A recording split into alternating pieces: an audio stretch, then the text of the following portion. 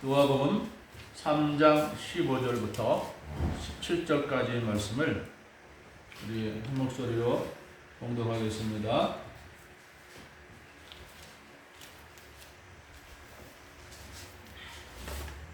백성들이 바라고 기다림으로 모든 사람들이 요한을 혹 그리스도신가 심중에 생각하니 요한이 모든 사람에게 대답하여 이르되 나는 물로 너희에게 세례를 베풀거니와 나보다 능력이 많으시니가 오시나니 나는 그의 심부름을 비록 감당하지 못하겠노라.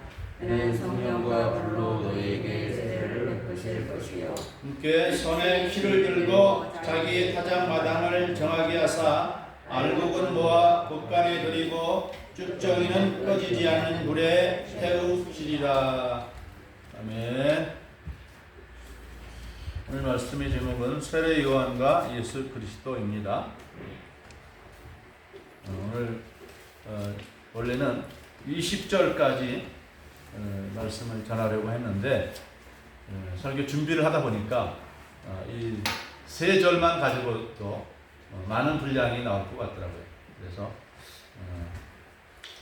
세 절만 가지고 우리가 이 말씀 속에 담겨져 있는 하나님의 진리를 알아보고자 합니다. 예수님보다 먼저 태어나서 또 먼저 세상에 나온 사람이 있었죠. 그 사람의 이름은 누굴까요? 요한이죠. 요한. 세례를 주는 요한이다. 그래서 세례 요한이다. 이렇게 호칭을 합니다. 예수님의 제자 중에도 요한이 있죠. 예수님의 제자 요한은 사도 요한이라고 합니다. 이 이름을 구별하기 위해서 세례 요한이라는 명칭을 사용합니다. 참 놀라운 것은 이 세례 요한이 전도를 한 곳이 사람들이 많은 시장이나 길거리에서 복음을 외친 것이 아니라 광야에 있어요. 광야에서 소리를 외쳤어요. 물론 이 광야로 많은 사람들이 지나가는 것은 아니고 상인들이 주로 오가는 그런 곳이죠. 어떤 또 특별한 일이 있어서 그 광야에 지나가는 그 길목 어디에서 이 세례 요한이 외쳤을 것입니다. 외치는 소리는 간단했죠. 여러 가지 많은 말들을 하면 무슨 말인지 알아듣겠어요. 세례 요한이 외친 말이 뭐죠? 회개하라, 천국이 가까웠느니라. 예수님도 처음에 나타나셔서 복음을 전하실 때의 외침은 똑같았어요. 회개하라, 천국이 가까웠느니라. 세례 요한은 가까운 천국을 가까이 다가온 예수 그리스도를 증거하기 위해서 회개하라, 천국이 가까웠느니라 말씀한 거고, 이제 예수님은 이미 오신 그들 앞에 이제 세례 요한의 그 예비적인 선포의 말의 주인공인 그리스도가 오셔서 회개하라, 천국이 가까웠다, 이렇게 말씀한 것이죠. 의미는 같습니다. 그런데 그 말을 이스라엘 백성들이 들었을 때에 그냥 스쳐 듣지 않고 그 말을 마음에 새긴 거죠. 왜 저 사람이 광야에서 이렇게 소리를 외칠까? 이게 무슨 말인가? 회개하라. 하나님의 나라가 천국이 가까웠다. 물론 이들이 생각하던 그 하나님의 나라라는 것은 우리가 생각하는 것처럼 죽어서 들어가는 천국, 이거라기보다는 세상에 이루어지는 하나님의 나라입니다. 그리스도는 이 다윗의 자손으로 오시다 그러죠. 이 다윗의 자손으로 오신다는 이 의미에는 뭐냐면 다윗이 이스라엘을 반석에 견고하게 세워놓았죠. 물론 다윗 이전에 사울 왕이 있었지만은 그 사울 왕은 나라를 잘 통치하지 못했어요. 혼란스러웠어요. 근데 다윗은 아주 나라를 부강하게 견고하게 세워놓았습니다.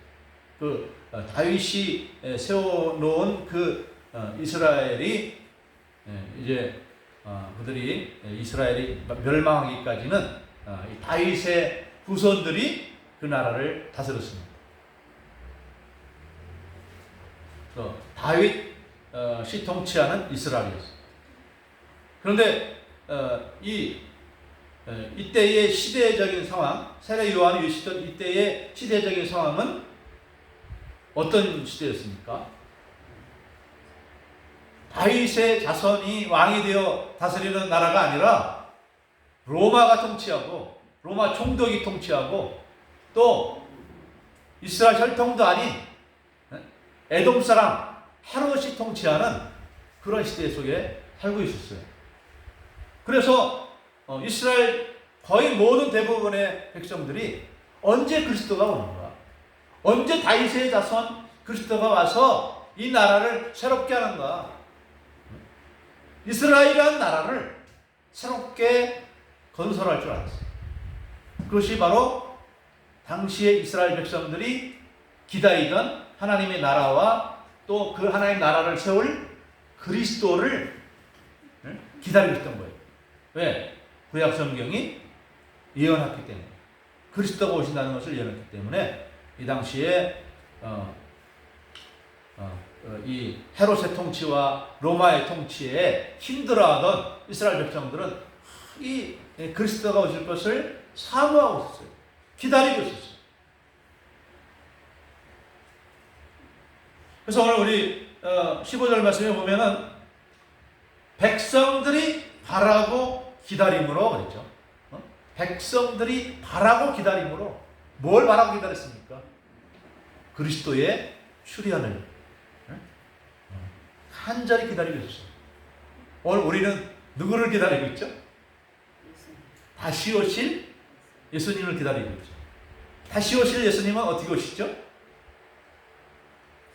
언제 왔는지 소리 소문 없이 오십니까? 아닙니다. 하늘로서 오십니다. 천사장의 나팔 소리와 함께 하늘로서 모든 사람들이 다 눈으로 볼 수 있는 가운데 오십니다. 예수님이 부활을 성천하신 것은 누구만 보았죠? 예수님의 지사들만 보았어요.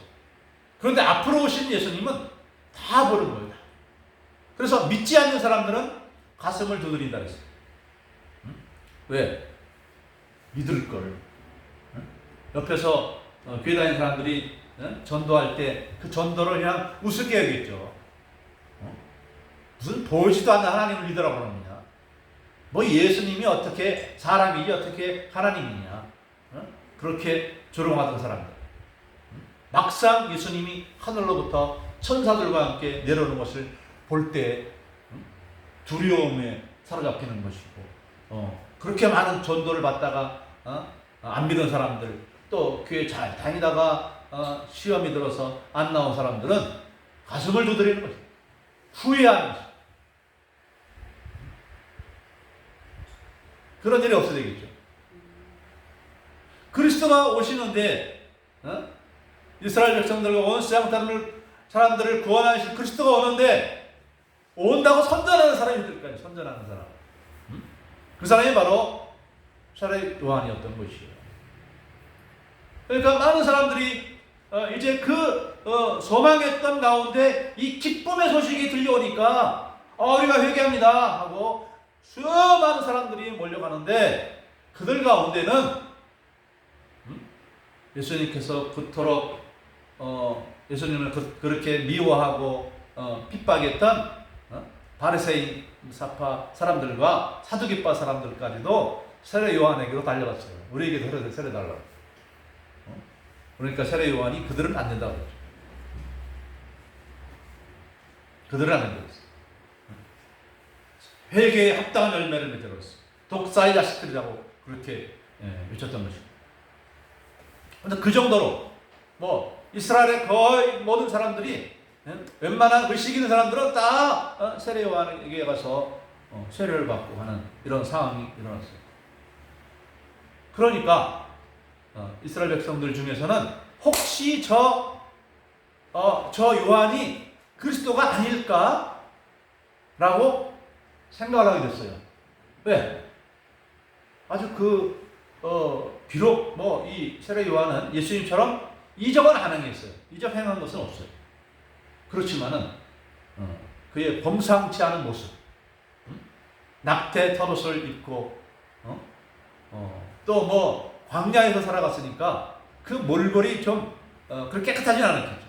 뭐 수염이 덥수룩하고 뭐 머리가 길고 누가 봐도 좀 괴기한 사람처럼 보였을 거예요.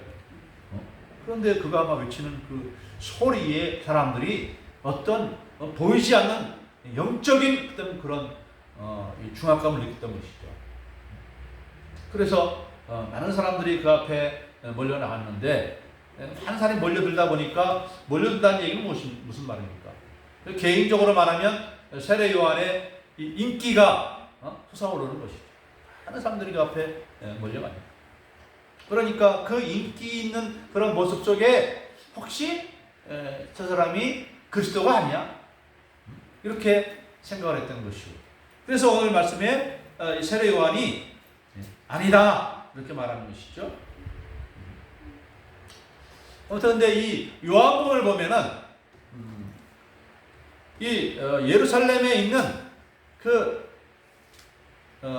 제사장들도 혹시 이 사람이 그리스도가 아닐까 생각을 했어요.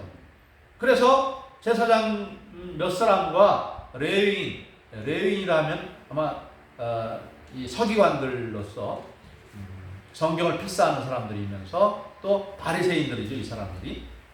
그래서 사두개인의 대표자인 제사장들과 바리새인들의 대표자인 레위인 몇 사람을 세례 요한에게 보내서 물었어요.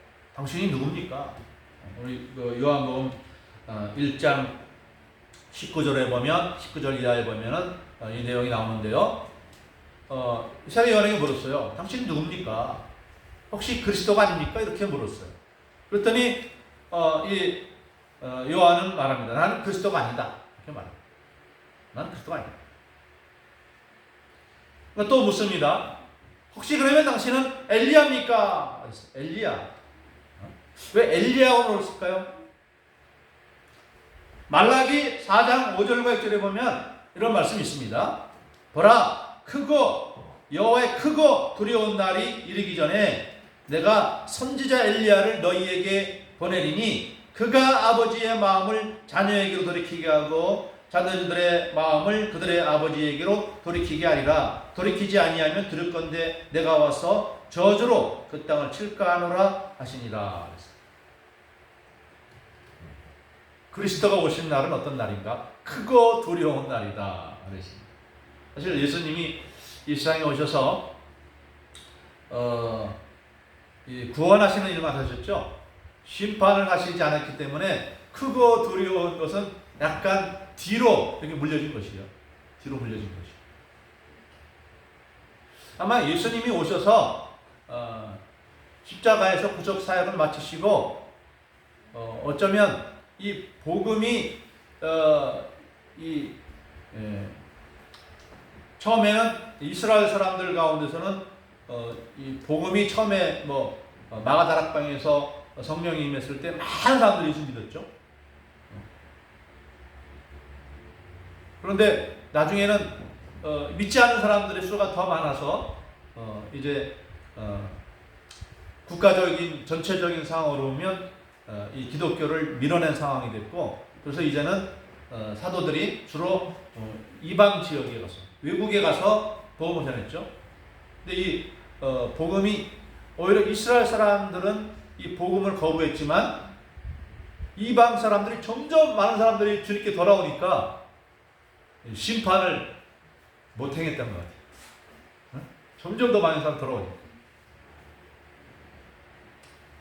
지금도 하나님께서 왜 그런데 예수님의 재림을 빨리 이루셔서 이 세상을 심판하시고 오늘 말씀처럼 알곡은 거두고 축장인은 꺼지지 않는 불에 넣으시지 않는가? 그래서 아직도 우리 여러분들이 기도를 많이 해서 그런 것 같아요.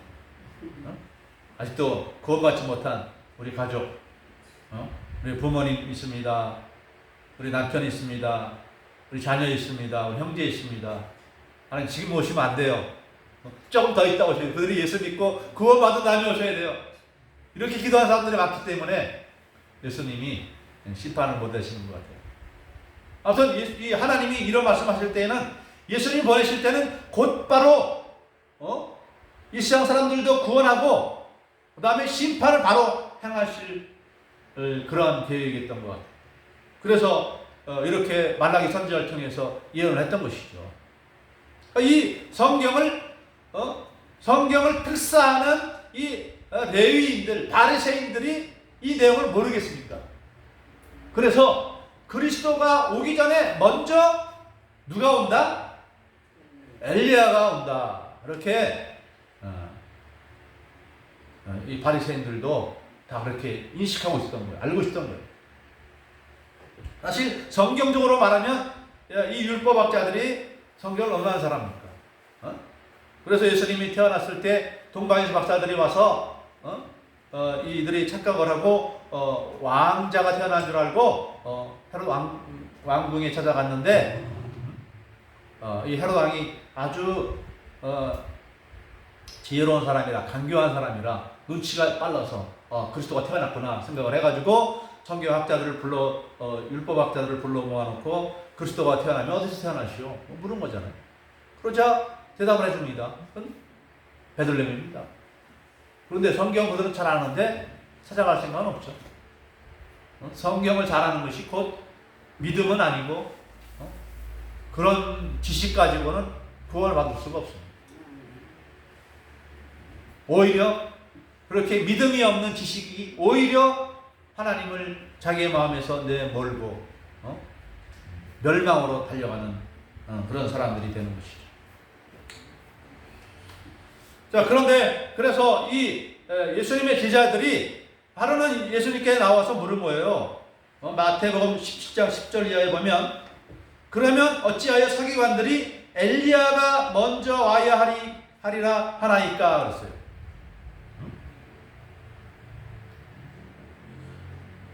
이 뭡니까? 제사장과 이 레위인들이 세례 요한에게 묻기를 당신 엘리야냐 물을 때에 아니라고 했어요. 아니라고 했는데 예수님이 뭐라고 하셨습니까? 이렇게 답합니다. 엘리야가 과연 먼저 와서 모든 일을 회복하리라. 내가 너희에게 말하노니 엘리야가 이미 왔으되 사람들이 알지 못하고 임으로 대우할도다. 인자도 이와 같이 그들에게 고난을 받으리라 하시니 그제서야 제자들이 예수께서 말씀하신 것이 세례 요한인 줄을 깨달으니라. 예수님이 하신 말씀을 보면은 이 세례 요한은 엘리야예요. 근데 왜 그 세례 요한은 나는 엘리야가 아니라고 그랬을까? 왜 아니라고 그랬을까?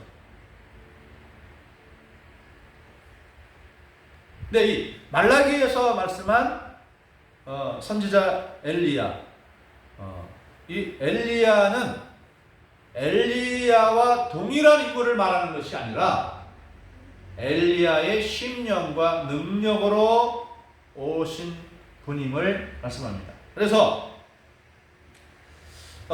누가복음 1장 17절에 보면은 그런 말씀이 있어요. 세례 요한에 대해서 이 천사가 말을 해줄 때 뭐라고 해주냐 이렇게 말합니다.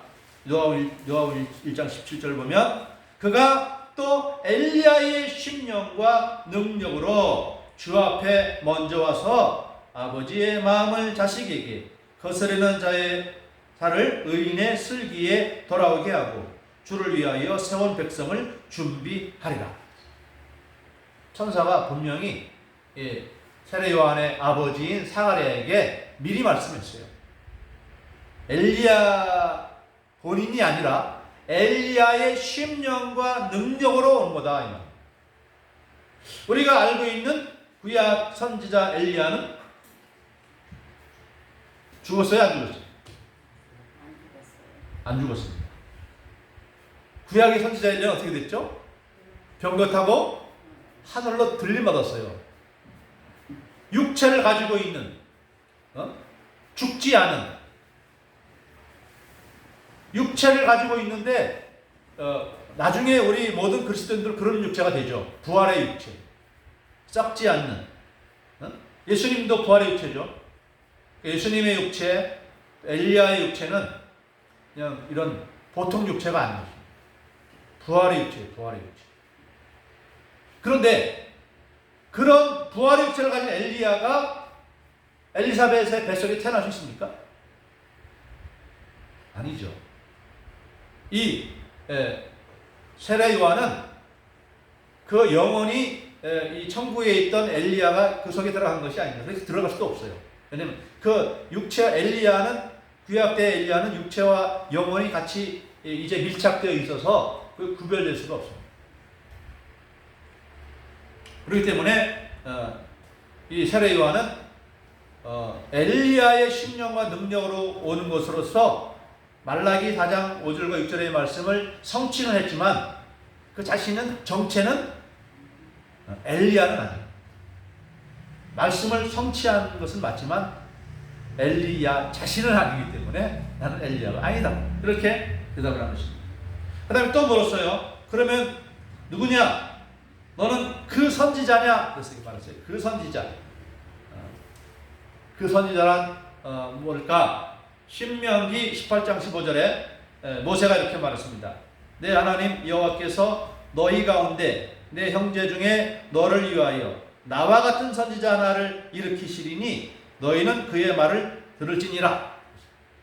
모세가 예언하기를 언젠가 나와 같은 선지자를 보낼 것인데 너희는 그의 말을 들으라 했어요. 여기서 말하는 나와 같은 선지자는 누구를 말하는 것이냐? 바로 예수 그리스도를 의미하는 것입니다. 이 사도행전에서 이제 베드로의 설교 가운데 그 선지자가 바로 예수님이라고 말씀을 합니다.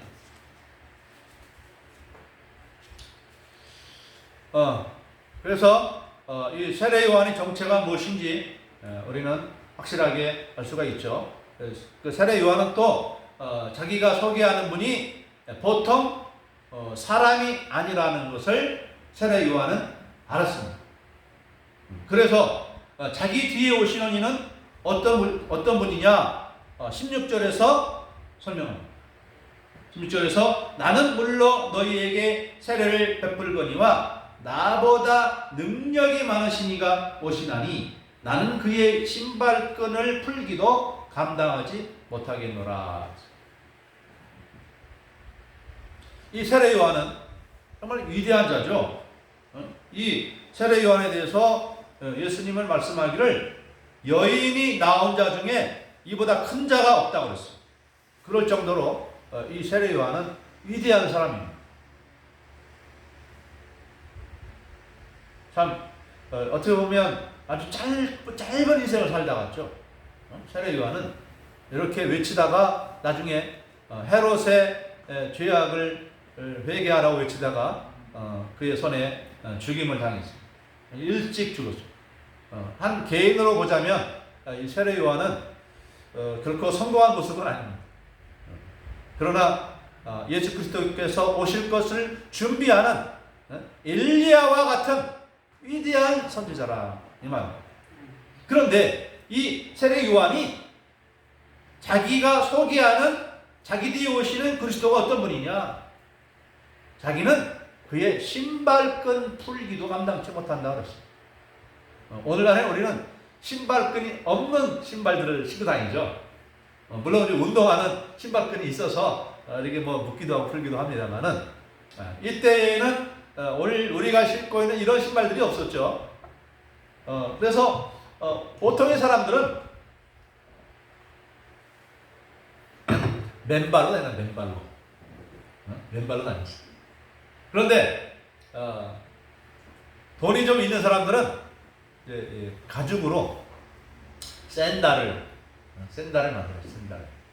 샌들을 만들어서 이 끈이 있는, 앞에 끈이 있는 그런 샌들을 만드는 것이죠. 그래서 이제 신고 다니다가 집에 들어오면 그 집에 종 하인이 와서 신발끈 맨 것을 풀러줍니다. 신발끈 풀러주는 일을 누가 하느냐? 높은 그 지위가 있는 주인을 둔 그 집안에 노예가 와서 그런 일을 하는 거예요. 자기 주인을 섬기기 위해서.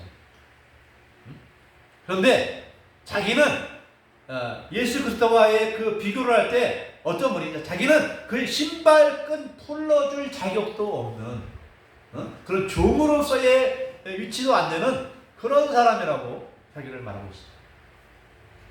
이 위대한 선지자가 그리스도를 이렇게 설명한다면 이 예수 그리스도는 어떤 분입니까? 어떤 분입니까? 말합니다. 또 다시 말합니다. 그는 성령과 불로 너희에게 세례를 베푸실 것이요. 나는 물로 세례를 베풀 것이지만 그분은 성령과 불로 너희에게 세례를 베푸신다고 했어요. 어떤 사람들은 성령과 불로 세례를 베푼다 그러니까 성령의 불이다 이렇게 이해를 하는 사람들이 있습니다. 그러나 정확한 해석은 그것은 아닙니다. 성령 세례와 불 세례가 구별되는 것이지 성령의 불이다. 이것은 아마도 오순절날 이 마가다락방에 모여서 성령을 기다리던 사람들에게 성령이 임할 때 뭔가 시각적으로 보인 것이 있는데 불의 혀같이 갈라지는 것이 각 사람의 머리 위에 있다 그랬습니다. 그래서 사실 성령님은 우리 눈에 보이지 않는 존재입니다. 그런데 눈에 보이도록 하나님이 역사하셨는데 예수님이 세례 요한에게 세례를 받고 나올 때에는 성령이 비둘기같이 오셨다.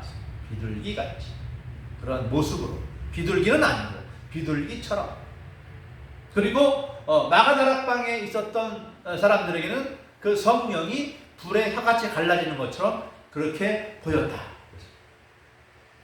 소리도 들리죠. 소리도 강한 바람처럼 바람소리가 씩 하고 나는 것처럼 그렇게 소리도 들렸고 눈에 보이기도 했고 또 그들이 성령 받았을 때에 방언을 말함으로써 성령이 임했다고 하는 것을 눈으로 확인했습니다. 시각적으로 눈으로 귀로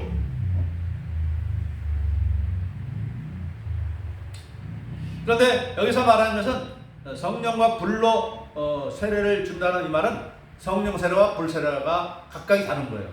성령 세례는 뭐고 불 세례는 무엇인가? 그리고 그 다음 말씀에 잘 설명이 되어 있습니다. 17절 말씀에 뭐라고 되어 있습니까?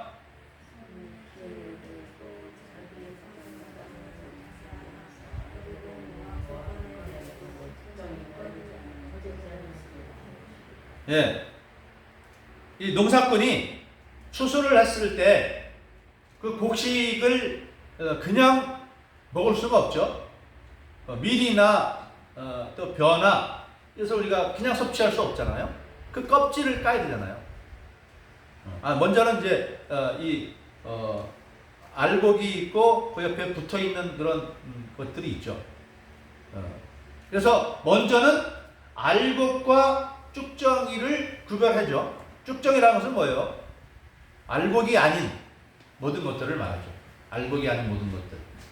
그래서 알곡만 털어내고 나머지는 쭉정이들은 다 이제 땔감으로 사용하죠. 그냥 그걸 버리기 아까우니까. 농사 짓는 것을 본 사람들은 다 알 겁니다. 요즘 도시에서 살던 우리 현우는 잘 모르겠죠. 시골에서 이 농사를 하고 다 이제 알곡을 다 구별해낸 다음에 나머지는 어떻게 해요? 나머지는 이 아궁이 속으로 나가서 떼워서 땔감으로 이용하잖아요. 그냥 버리지 않고. 그것처럼 하나님이 우리 이 세상에 복음을 전해서 예수 믿고 구원받은 사람들은 그들에게 물 세례와 성령 세례 주죠. 그죠? 자, 우리 여러분 물세례 다 받았죠? 다 받았어요? 현우도 받았죠? 물세례 받았어요? 안 받았어요? 모르겠어요. 유아세례 받았어요. 아기 때 받았어요. 아기 때. 응? 현우는 엄마가 아기 때부터 줬어요. 내가 여기 와서 엄마가 현우 안고 와서 내가 세례 줬어요. 응? 세례 받았어요. 우리 현우도. 물세례는 뭘 의미하죠? 세례라고 하는 것은 깨끗하게 씻는다는 의미죠. 근데 물세례는 누가 받느냐면 내가 받는 거야. 내가 마음의 결심해서 나 세례 주십시오. 예수 믿습니다. 근데 우리 현우는 어려서 받았기 때문에 현우의 의지가 아니라 엄마의 의지로 받는 거예요. 그래서 현우가 15살 때 되면은 이제 내 의지로 나는 진짜 예수 믿습니다. 이렇게 하면은 이때 세례 또 한 번 주는 게 아니라 그냥 이제 입교로 해서 당신은 세례 교인입니다라는 하는 선포로 끝납니다. 자, 아무튼 그런데 이 성령은 목사가 주는 게 아니라 예수님이 직접 주는 거예요. 직접 주는 거예요. 근데 왜 줍니까? 이 사람은 하나님이 택한 사람이야. 인쳤다. 인을 딱 쳐서 이 사람은 하나님의 사람이야. 도장 찍어놓은 거예요. 선택해놓은 거예요. 그러면 이 성령 받은 이 성도는 성령 받지 않은 성도와 뭐가 다릅니까? 우리가 그것을 이제 다시 한번 예수님의 그 비유의 말씀에 의거하면 씨를 뿌리는데 네 종류의 밭에 씨를 뿌리죠. 그런데 거기에서 유일하게 추수를 한 수확이 돼서 거둠을 당한 그 밭은 어떤 밭입니까? 옥토밭이죠. 옥토와 같은 마음으로 복음을 받아들인 사람은 성령을 받은 사람이에요. 그런데 말씀을 듣기는 들었는데 교회 다니는 거죠. 교회 다니니까 말씀을 듣죠. 그런데 길가에 뿌려진 사람은 어떤 사람들이냐? 말씀을 들어도 흘려버려요. 그 기억을 안 해요. 그런데 성령 받은 사람은 어떤 사람이냐? 말씀을 들었는데 그 말씀이 생각이 나요. 과거에 우리 일제 시대 때죠. 일제 시대 때 이제 외국에서 이제 많은 선교사들이 우리나라에 들어와서 전도를 하는데 이기풍이라는 사람이 있었는데 선교사가 와서 예수 믿으라고 그러는데 당시 막 대원군이 뭡니까 이 서구의 것을 타파하는 그런 정책을 취했잖아요. 우리나라의 고유의 의식을 취하고 서구 사상은 혁파하는 이러한 일들을 했는데 선교사들이 와서 막 이 전도라는 게 마치 그런 우리 고유의 것을 잃어버리고 이 서양의 문물을 받아들이라는 그런 것으로 생각을 하고 이기풍이라는 사람이 의협심에 가득 차서 저 나쁜 서양 이 이상한 문물을 전하는 사람들 나쁜 놈들이 해가지고 이 돌멩이 들어가지고 던진 거예요. 근데 이 사람이 옛날에 전쟁할 때는 돌멩이도 막 싸웠잖아요. 다윗도 돌 잘 던지잖아요. 그래가지고 돌로 이게 막 이 골리앗을 물리쳤잖아요. 이기풍도 이때 막 돌팔매질을 연습을 많이 해서 막 나중에 이제 우리나라를 침략하는 외국인과 싸우면 막 돌멩이 던져서라도 이기겠다는 그런 마음으로 이런 돌팔매질을 잘했던 사람인데 그냥 서양 선교사를 그냥 쳐가지고 이 얼굴에 맞아가지고 이 턱이 막 깨져서 큰 고통에 빠뜨리게 만들었어요. 그런데 이 사람이 이기풍의 마음에 그 자기가 던진 돌에 의해서 쓰러져서 피 흘리고 있는 그 선교사의 모습이 안 잊어버려지는 거예요. 날이 지나도록 그게 안 잊어버리고 막 사실 자기가 이 서양 선교사 그 이상한 돌을 전하는 사람 피해를 줬는데 통쾌하다라고 생각하는 게 아니라 그 마음에 막 양심이 가책이 들어서 막 견딜 수가 없는 거예요. 그래서 그분이 처음엔 직접 그 사람에게 이 마포 사무엘 선교사한테 그랬는데, 처음에는 스왈런 여자 선교사한테 가서 얘기했어요. 왜 그 선교사를 자기가 다시 만날 수가 없으니까. 그래서 내가 과거에 이런 일을 했는데 내가 예수님께 용서받고 싶다고 그랬더니, 그 스왈런 선교사가 그때부터 복음을 전하고 이기풍이라는 사람이 예수 믿고, 나중에 이 사람이 신학교 갔는데, 그때 평양 신학교를 세운 분이 바로 그 마포 3열, 우리 말로는 마포 3열, 영어로는 마펫 세뮤얼, 그런 그 선교사가 있었던 분이시죠. 그래서 나중에 이기쁨 선교사가 제주도 이 선교사로 발령을 받아서 제주도 선교가 얼마나 힘들고 어려운지 편지를 보냈어요. 마펫 3열 선교사님, 제가 이 제주도 선교 너무 힘들어서 그만두려고 합니다. 그랬더니 그 마펫 3열 그 선교사님이, 그래요, 힘들죠. 그런데 아직 그 당신한테 맞은 그 얼굴의 상처가 아직 덜 났습니다. 덜 났어. 내 상처가 다 아물 때까지 선교사 열심히 하시오. 이런 말이죠. 아무튼 과거에 우리 많은 사람들이 예수 믿을 때 전도지 한 장 들었는데, 전도지에 쓴 글귀가 마음에 막 파고들어서 잊어버려지지가 않아서 예수 믿는 사람들이 얼마나 많습니까? 그런데 어떤 사람들은 하나님 말씀을 어마어마하게 들었는데 하나도 기억 안 해. 마음에 새기질 않아. 그러니까 새가 와서 다 물어갔다 이 말입니다. 그 사람 기억 속에서 마귀가 다 그 하나님 말씀이 생각이 나지 않게 놓는 거예요. 그러니까 하나님 말씀 어마어마하게 들은데도 믿질 않아. 예수님을 구주로 모시질 않아. 성령이 없어요. 어떤 사람 믿다가 교회 잘 다니다가 시험이 오면, 환난이 오면, 아이고 내가 이 종교를 위해서 내 목숨 바칠 일이 없어. 그래서 내가 후다닥 버리는 거야. 어떤 사람은 또 물론 구원받는 것도 좋지만 난 돈이 더 좋아. 세상 돈이 더 좋아.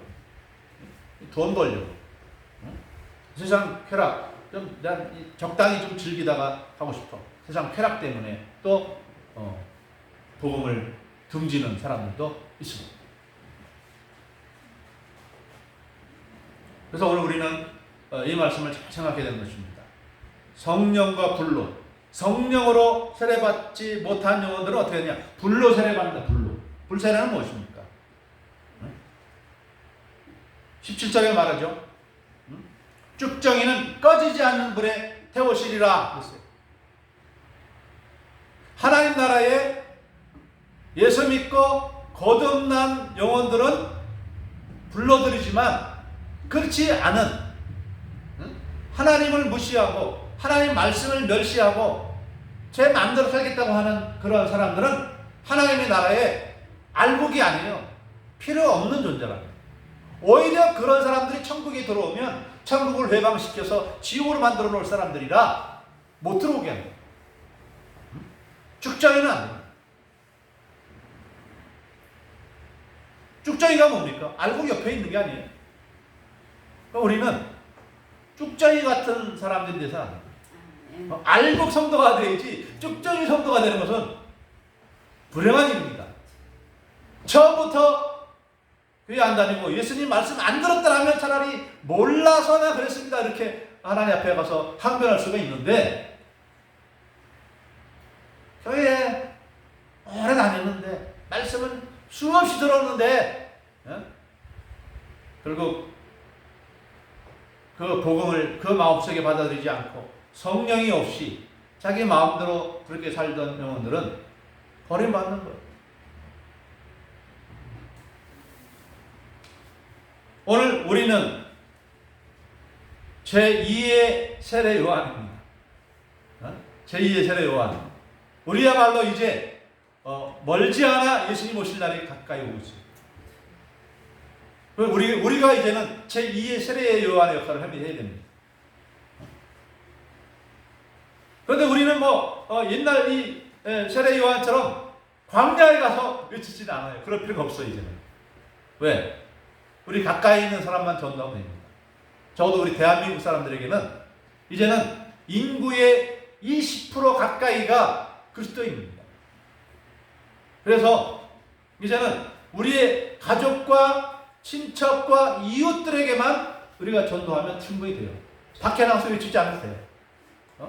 제가 우리 동료 김명철 목사님과 같이 이 지역을 한 몇 년 동안 여기저기 다니면서 전도를 했는데, 한 사람도 자기 그 가족이나 친척과 이웃 가운데 예수 믿지 않는 사람들이 없다는 사람이 없어요. 다 있어요. 우리 가족 중에 누가 교회 다닙니다. 예수 믿습니다. 목사도 있습니다. 사모도 있습니다. 대부분이 다 가까운 가족과 친척 간에 예수 믿지 않는 사람들 하나도 없어요. 그 정도로 우리 이 나라의 이 복음이 굉장히 아주 널리 확산된 것입니다. 그래서 이제는 옛날처럼 호기심으로 이 교회 왔다가 예수 믿는 사람들은 별로 없어요. 듣고 이제 나도 교회 다녀봤는데 이 별일 없더라. 그런 사람들이 많아요. 그래서 이 전도하기 점점 더 어려워지는. 그래서 전혀 생판 모르면 이 생소하게 이 신기하게 느껴지는 복음이 되겠는데, 그들이 워낙 많이 듣던 복음이기 때문에 이제는 새로운 것도 없어요. 나도 다 알아. 그런데 마음에 받아들이지 않기 때문에 알보기 못되고 쭉저이처럼 되는 그런 가난한 사람들이 많이 있는 거예요. 그래서 우리는 오늘날 이제 말로만 예수 믿으라고 할 수 있는 그런 시대를 지났어요. 이제는 행동, 믿는 자다운 모습을 열심히 보여주면 돼요. 어떻게 합니까? 열심히 주일날 주일 지키고, 또 여러분이 이제 직장생활, 가정생활 할 때에는 예수 믿는 자로서의 삶을 살아야 돼요. 10계명과 세계명을 지켜요. 특별히 우리 그리스도인들은 관대해야 됩니다. 관대. 우리는 죄사함 받은 사람들 아니에요. 우리들한테 좀 죄 짓는 사람들, 우리는 관대하게 용서해야 됩니다. 물론 당장에는 우리가 용서를 못하죠. 나쁜 놈들 나를 그렇게 멸시하고 무시하고 나는 선대했으나 그들은 오히려 나를 모독하고 해하려 하는 사람들 볼 때 열나죠. 그러나 우리가 또 그때는 화를 내도 또 기도하면서, 우리 기도하면은 마음이 안 편해지잖아요. 그런 사람 생각이 돼서. 그럼 또 어떡합니까? 또 마음을 열고 관대하게 용서하고 풀어내고. 이게 쉽지 않은 일입니다.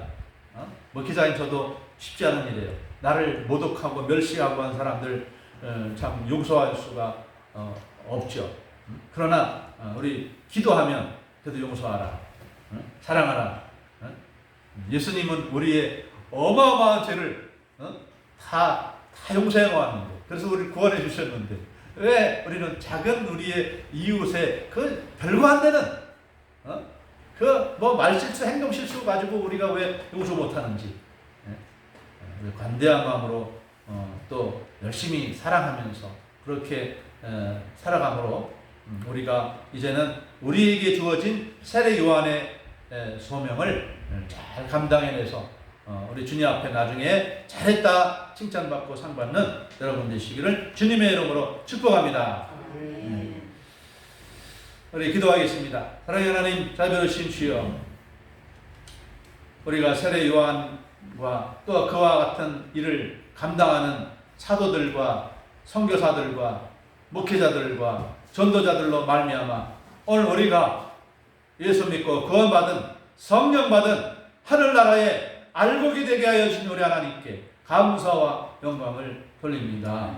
그러나 하나님 아버지여, 이 놀라운 소식을 들으면서도 깨닫지 못하고 아직도 어둠 속에 방황하는 우리 가족, 친척, 이웃들을, 친구들을 저렇게로 인도할 수 있는 그러한 저희들이 되게 하여 주시옵소서.